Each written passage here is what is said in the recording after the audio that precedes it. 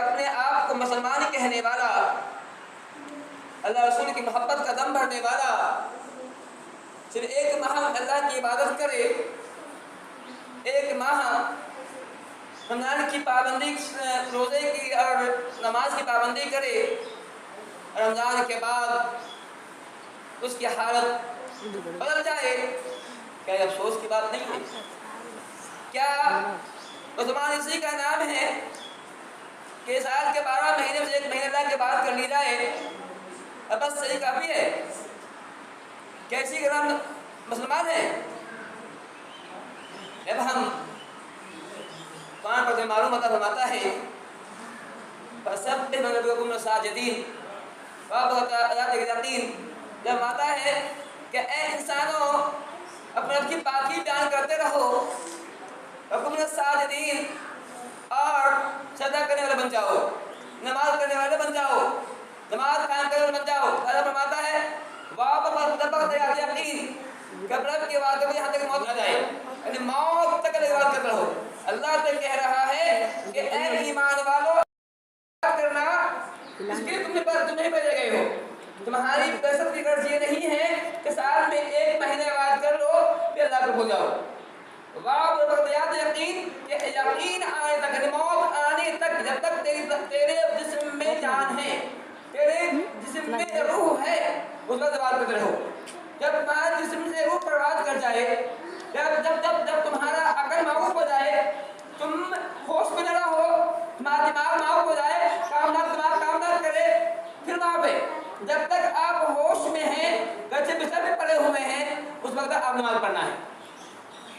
دین یہ نہیں ہے کہ ایک مہینے بعد کی جائے پھر اللہ تعالیٰ کی عبادت کو ترک کر دیا جائے، اور جیسے اور لوگ یعنی کفار و مشرکین جب لوگ ڈالتے ہیں ہم ایسے رہیں۔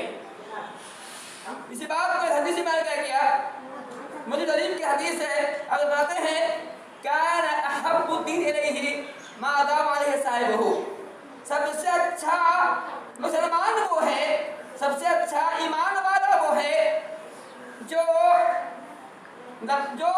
اپنے دین پر قائم و دائم ہو۔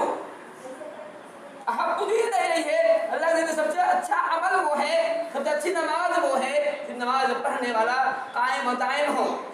ایسا نہیں ہے کہ نماز پڑھا تو چھوڑ دیا، 2 دن پڑھا چھوڑ دیا، ہفتے میں پڑھا چھوڑ دیا، مہینہ پڑھا چھوڑ دیا۔ اسلام میں یہ چیز گوارا نہیں ہے۔ دوسرا یہ بتایا گیا کہ اللہ نے سب سے اچھا عمل وہ ہے جس میں ہمیشہ کو جگہ کم ہی کو نہ ہو، اگر تھوڑا ہی ہو، اگر تھوڑا ہی عبادت کیا جائے، پابندی کیا جائے، اللہ بھی عمل محبوبہ کرتا ہے۔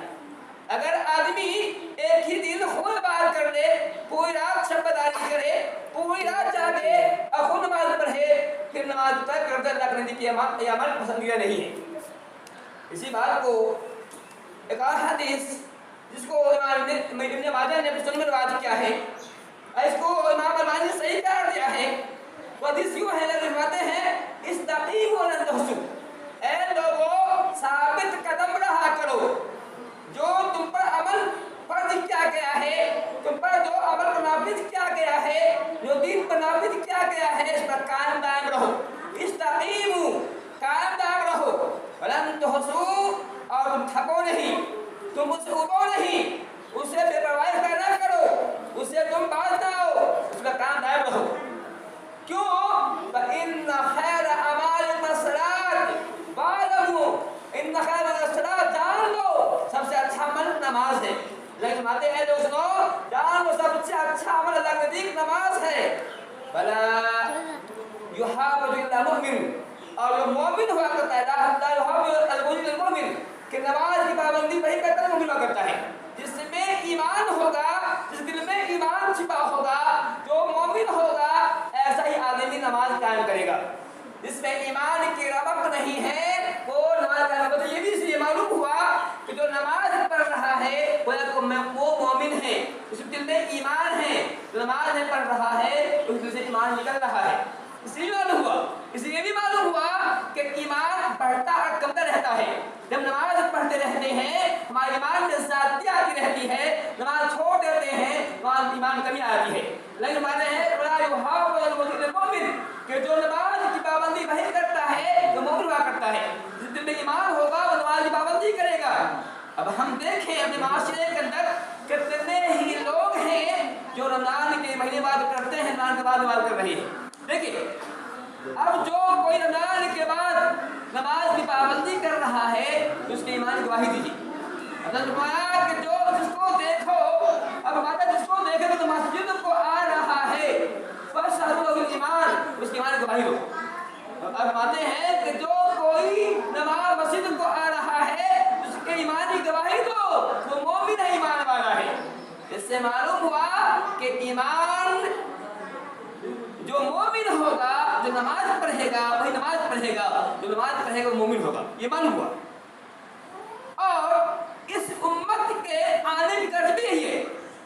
اب ذرا یاد کیجئے جب جنگ بدر ہو رہی تھی، اسلام میں کیا کفر کی پہلی جنگ تھی، اسلام اور کفر کا پہلا مقابلہ تھا، پہلا ایندھن تھا۔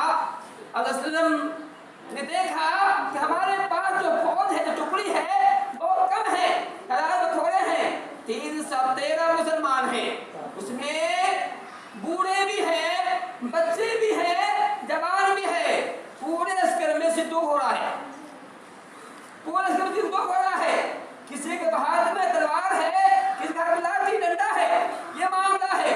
لڑائی کس سے ہے؟ لڑائی مکہ کافر سے ہے۔ مکہ کافر جو لڑائی کرنے میں بہت مشابہ کرتے تھے، تعداد 1000 ہے، وہاں تعداد 1013 ہے، یہاں بچے بھی ہیں، بوڑھے بھی ہیں، وہاں سب لوگ طاقتور تنومند لوگ ہیں۔ اسلام کی پہلی جنگ ہے اور کفار برجوش میں آئے ہیں، ان کا خیال ہے، ان کا یہ وہم ہے کہ آج اسلام کو ختم کر دیں گے، اسلام کو مٹا دیں گے، اسلام کو سب سے مٹا دیں گے، ان کا یہ خیال ہے، اس ادارے سے آئے ہیں، جوش میں آئے ہیں۔ حضرت صلی اللہ علیہ وسلم نے کبھی اپنی مسلمانوں کو دیکھا، کبھی کافروں کو دیکھتے تھے۔ حضرت صلی اللہ علیہ وسلم نماز جنگ سے پہلے نماز پڑھتے ہیں، سجدے بھی پڑھتے ہیں، دعا کرتے ہیں، اللہم ان تہلک الحساب اليوم، اے اللہ تعالیٰ یہ مسلمان جو بہت ہی تھوڑے ہیں، اگر یہ ہلاک ہو گئے لن توبد ابدا، پھر یہ بات کبھی نہ ہوگی۔ اب آتے ہیں کہ اے اللہ تعالیٰ یہ مسلمان یہ بہت تھوڑے ہیں، اگر یہ ہلاک ہو گئے پھر یہ بات کبھی نہ ہوگی۔